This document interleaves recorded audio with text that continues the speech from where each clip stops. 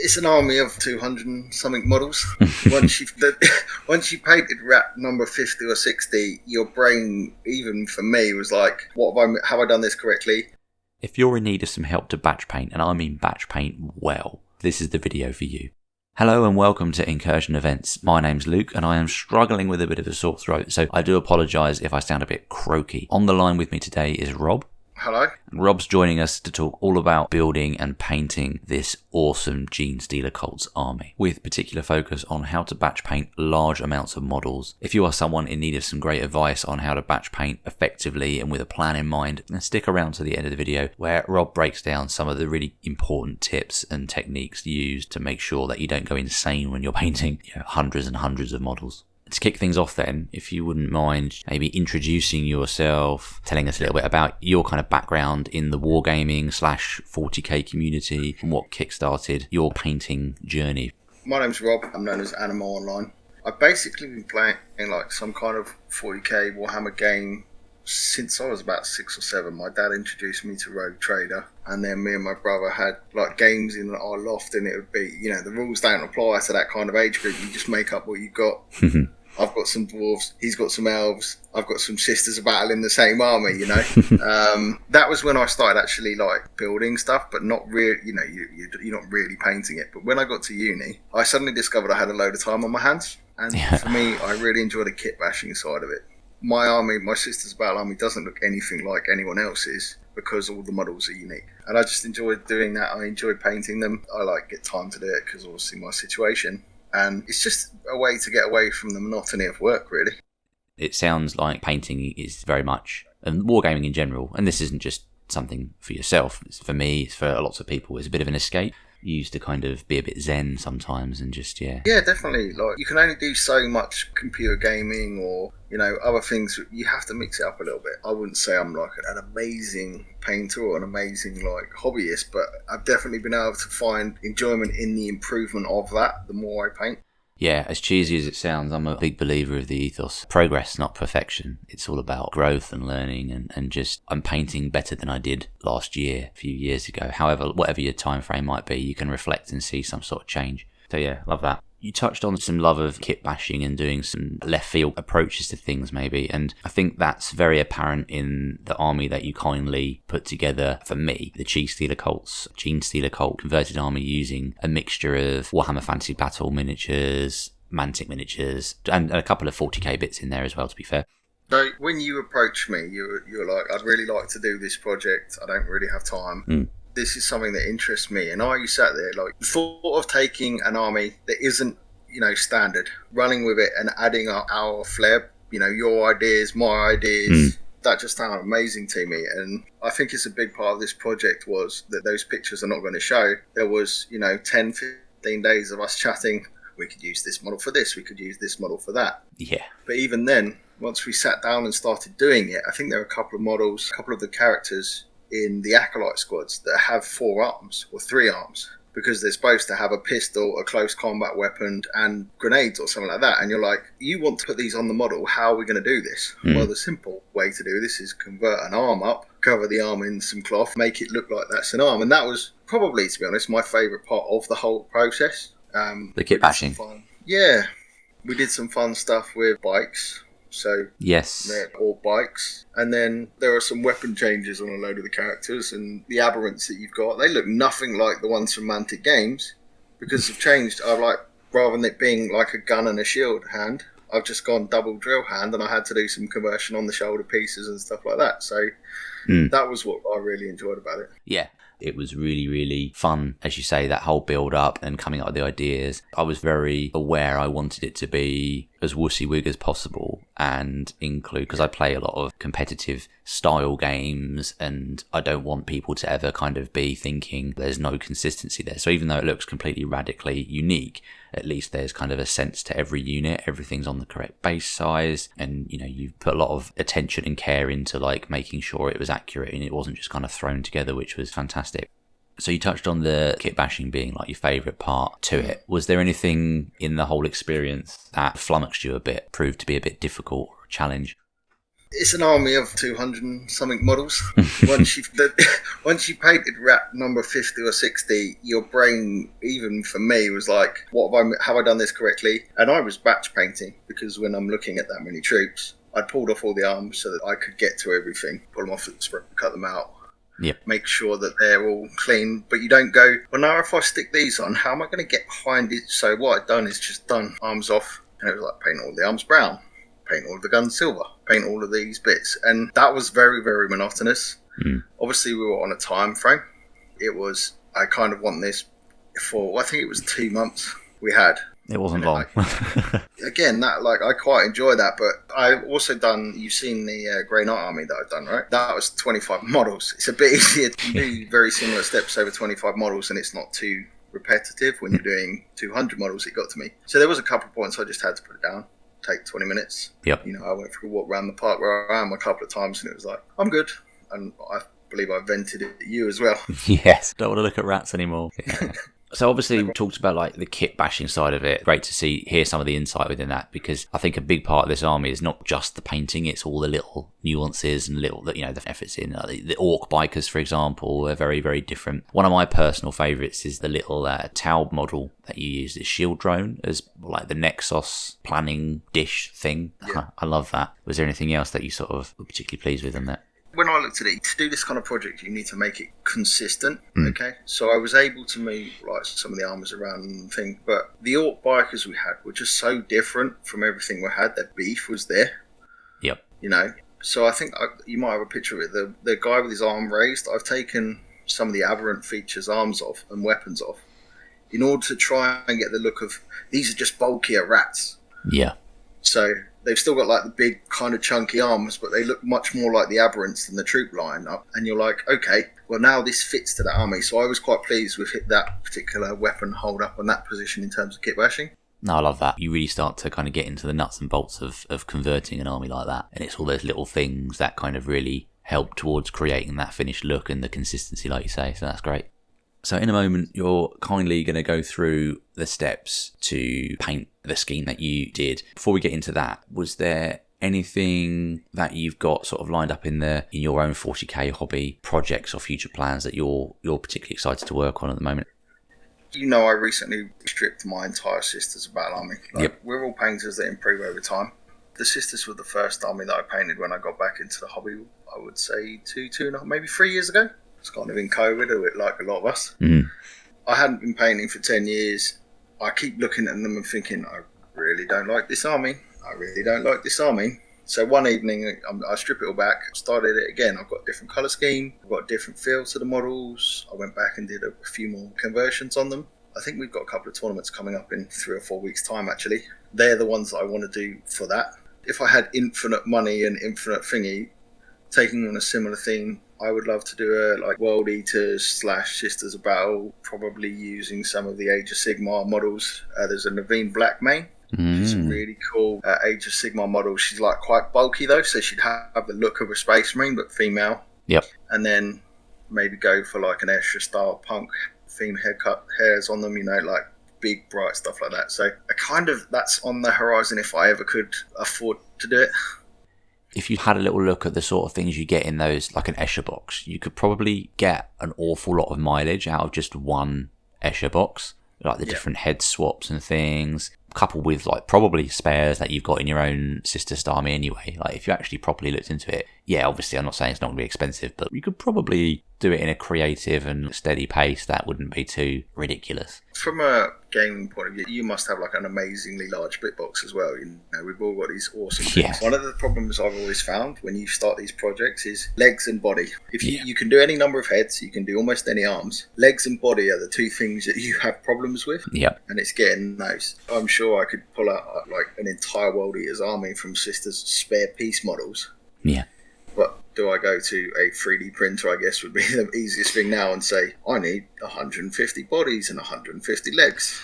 Yeah, I guess it's like just putting a bit of research in and finding just those specific bits, which is quite an uncommon thing to do because normally you just 3D print a whole model, but actually if you just go, I want those bits, I guess that would be the cheaper way of doing it. I mean, you made me laugh when you're saying about the legs and the bodies thing. I mean, you've seen I don't know if you have actually, the commandos that I've done are basically like snowmen. They're all hiding in the snow. Yeah. All the spare bits of like arms and heads I've got that are like ripping out of snow from their hiding place. It's exactly because of that situation, because I've run out of orc legs and bodies to make commandos with, but had plenty of green stuff just to make a lump and then cover it in snow. And they fit amazing. Like I think I've seen them. They do look like they fit the theme of the army, and that's really what you want, right? Yeah. The rest of the army isn't like desert bases. It's not like just thrown in randomly. Yeah, it's all snowy, so it's on brand. I would love to see you put together a World Eater / Angry Sisters army. That'd be sick. But be very keen now to hear how you made the Rat Men look the way that they do. When we started this project, I took all of the pieces of the various different sprues, and I didn't map out per se exactly what I was going to do with it, but I took everything off the sprue, put it in little tubs, cleaned it all off, because you can't paint stuff properly and leave mould lines on it. It just doesn't look right. I'll be honest, that was probably the longest time spent on this entire project, just cleaning sprues.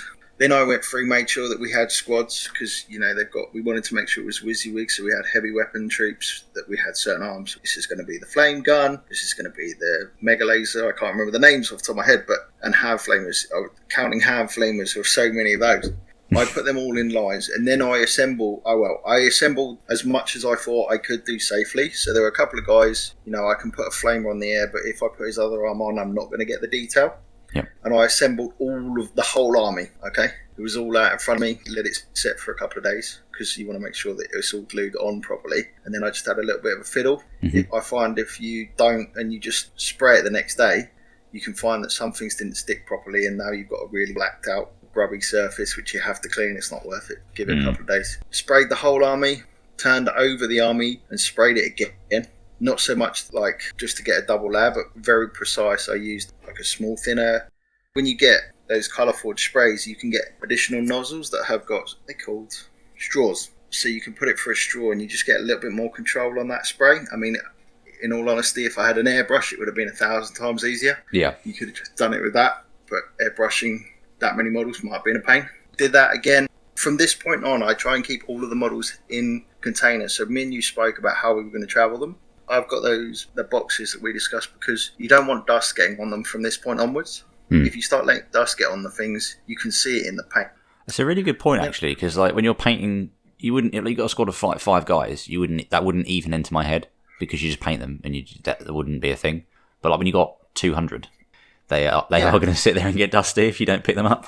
Yeah, exactly. You got like 500. Well, I think I did the 60 or 70 like mainline troops all at the same time. I did the aberrants together. But the next thing I did, I think we discussed with you what colours we wanted, right? The metal was fairly easy because it was the Cloud9, I think it was. So I didn't need to prep that colour. But the orange I knew was going to be different. I knew that the fur I was going to use 2 colours, and the wash was something very specific.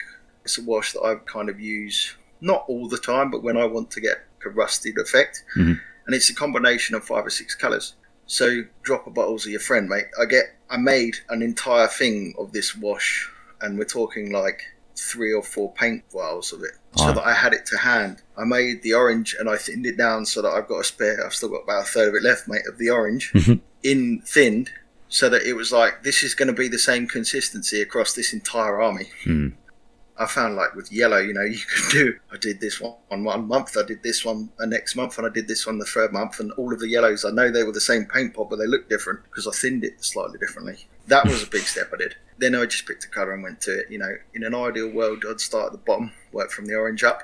Then I'd do tails, then I'd do the chest pieces. Because I didn't have any of the arms separate, I could do all of the arms. And what I tended to do was a lot of the arms have like a gun on the end of them or something on the end of them. And I would, for the 2-handed guns, I would stick the hand to the gun, so I just had 2 arms. And I would paint all of the arms, but leave the gun pieces on them. Where possible, I would paint the back of the gun if I needed to, and I would paint that as silver, and I wouldn't put any more detail on it than that, because it's going to be hidden primarily, and we're going for a large army here. I painted all of them tails all together, made sure I went over some, teeth in the eyes and the legs and stuff. And then I assembled the arms on. What I had done there beforehand, taken my knife, and this, you can imagine how much fun this was, just scraped the corner off where the paint was on the arm points, so we had good socket joints. Yep. So they weren't gluing on paint on glue and plastic, and God forbid that madness. So I did that, and then I left it for 24 hours because of the time frames. And I was fortunate in this project, I've got 3 sets of models because we had the aberrants, we had the acolytes, and we had the troops primarily. I could leave them all and do one lot, do the next lot, do the third lot. I put the arms on and then painted all the guns. I know I did I have a very dark, almost black grey silver. I think it's like gunmetal. I use primarily the scale 76 colour range because the paint consistency is the same. You've got the same textures in the paint. I found if you do like a little bit of Citadel and a little bit of something else, sometimes the paint's weird textures and it looks funny on the model. I went through, made sure that they were all the silver was done. So everything had its base colours. I think we painted I did an additional green around the wires.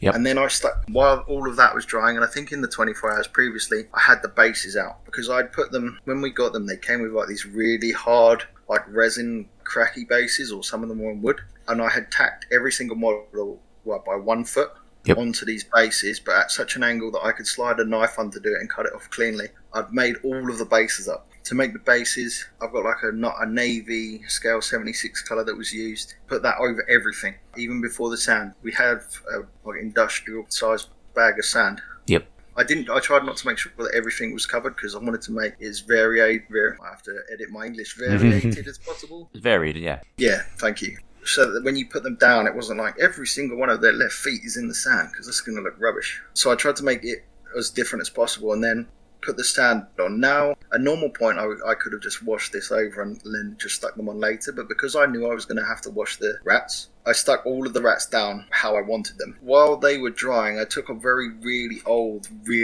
brush. I think I've been using it for glue previously. It was like really sticky. Cut it in half so that it had all of the bristles were in like a really funny pattern. And I took that same gunmetal silver and I dabbed it or spiffled it on those bases. Because we discussed like a shiny, oily effect. And as I washed everything and like washed it all completely, you were left with like a weird silvery, browny blue colour. And I added AK water effect over the top of that. I've done that later on. And it made like a weird, oily swamp type feel. But we've washed all of these models in this mega size wash that was all the same. And they've all come out really nice colour, but we've noticed, like I think we were discussing it with yourself, some of the oranges are not quite there, and some of the greens are not quite there. They've been dulled down too much. So I just dry brushed some of the green, like a lighter green, back onto the cabling, and I brung the silver up with a dry brush on the edges there with like an aluminum Vallejo silver, just because it's the brightest, sharpest silver I own. And we did the same with the orange. Added magnets on the bottom for them so they were all safe, and then put the AK water effect on them, 20 at a time. Put them into the case so they were magnetised, ready to go. It's impressive to hear you talk through the process because it sounds like a project of this sort of scale, not to put words in your mouth, a really important part of the process is to actually just have an idea and just kind of be really systematic and not just be like, I'll paint a couple of rats today and then just kind of getting lost in this in the sea of bodies, essentially. That sounds really cool. He sort of just attacked it and just like relentlessly went through that whole process. It's brilliant. Really cool nuggets and some of the paints you used and the little bits and pieces you sort of did to do it. I think for some really nice little tips for people listening. But was there anything additional that, whether it's a tip, whether it's any kind of resource or things that you found particularly helpful, either going into the project or as a result of having done it? The first thing I'd say is make sure you're confident with your colours, right? I picked the Scale 76 brand, not because I think it's better than any others. I like the consistency of it on the brush. So that's what's most important for me. I've tried a few other brands. We had Citadel for a while. I can't quite get the feel that I want for them to go with it. So be confident with your paint sets. I think me and you had a discussion because we used the Cloud 9 and I was having issues with the consistency. It just felt a little bit too gloopy. That's a response of that. One thing I will take away from this whole thing is one of the units was a little bit darker than the others. It works with the army theme, but for the painting project, I wish I'd have done that whole army at the same time. Yep. Then we wouldn't have had that issue. Looking forward to, when we add additional units to this, what I'm probably going to ask you to do is lend me 2 or 3 of the original models. Yeah. If we do some more, so that I can see them in front of me. Yep. Yeah. Because that's something we didn't do. I think that's probably the biggest tip we can take away. So you paint 10 Blood Angels and you paint your squad next to it. Keep one of the models out on the table so that you can see the colours and you can match the colours to it. Conversely, if you're fortunate enough to have a wet palette like I use, you can take that piece of paper out and stick it next to you, so you can be like, I can match it to the old colour on the old wet palette if you're mixing paints, and there's no inconsistencies. That would be my biggest takeaway. I love the wet palette thing. I need to get a wet palette. I know how useful they are. I have a journal, a little painting journal of okay, if I like that scheme, I write down the steps in there. But I love the idea of the paint, literally the paper. You've got an actual visual representation of the steps that you took or the colour that you got. So that's really clever. I like that. If you want to start on a wet palette, get yourself, you need a fairly thick sponge. You've got those yellow tablecloth things that you wash the table. Get a metal tray, mate, them and some baking tray paper, and it'll work almost the same. Okay. That's going to cost you $2.50 down the shop, and I think mine is 20 or 30 quid, but it works almost the same. I just done it because I've got a nice paint rack on it, and I think I got it from an event. I don't think it matters too much if you're going to have a quick army. I'm painting 4 guys. When you want to paint more than 4 guys, or you want to, I'm going to paint 2 tonight and I've got the rest of tomorrow, I'll paint them all there. You don't have to worry about whether or not the paint is going to dry overnight. Spot on. Rob, really appreciate that. Thank you for going through that. No worries. And there we have it. Some amazing advice from Rob. Thanks once again. There's some awesome stuff in there to think about when we're approaching our own projects in the future. Really, really grateful to have a platform where I can share the awesome work he's done. And if there's a project that you're really passionate about or proud of, get in touch. There's details in the video description below on how to get in touch with me if you'd like to feature in one of my Community Spotlight videos. There's so much awesome hobby content out there, and I want to see it all. As well as that, I'm proud to be able to share the awesome work that Epic Flail and Return to the Old World do. Some great YouTube content, the details for which can be found in the link below, so please do check them out. And lastly, if you're interested in playing in some Warhammer 40k or Warhammer the Old World events, then check out that description as well for a link to the Facebook page where you can find out about all the events that I'm going to be running this year in the UK. They are getting bigger and better, and we have such a great crowd. Warhammer 40k teams is already sold out, and I'm really excited to be returning to the Old World once again. It's going to be so good. And if you haven't done so already, give the video a like and consider subscribing if you want to stick around for all sorts of amazing hobby content. In the meantime, thank you so much for watching, keep rolling those dice, and stay tuned for more. Take care. Have a good evening. Bye. Bye.